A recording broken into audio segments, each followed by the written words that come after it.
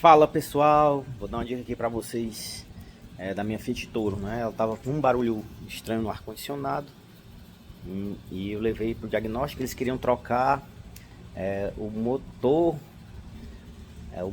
a ventoinha elétrica do motor do ar-condicionado.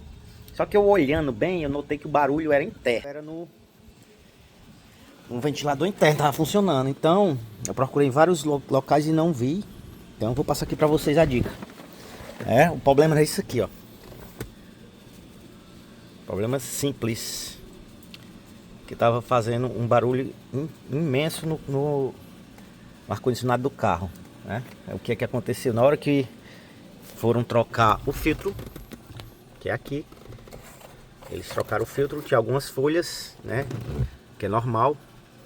E caíram dentro da ventoinha. A ventoinha fica aqui. Eu até machuquei a mão, metendo que a mão é grossa. Mas não precisa tirar tudo aqui. Aqui é a ventoinha do motor, entendeu?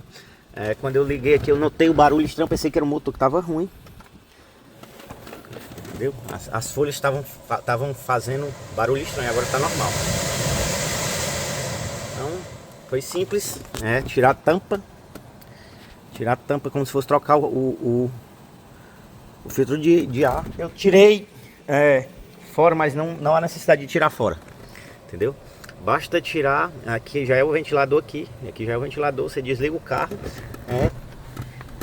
e pode com a mão mesmo procurar se tem alguma folha, alguma coisa que fique fazendo aquele barulho. Era um roncado estranho quando você ligava o ar. Pensei que o motor estava preso, estava quebrado, entendeu? E é isso, pessoal, espero que ajude vocês, para não cair no golpe, né? O cara queria trocar o meu ventilador. Primeiro ele falou que era o ventilador, o barulho era lá na ventoinha interna. Depois ele falou que era o ventilador que estava ruim.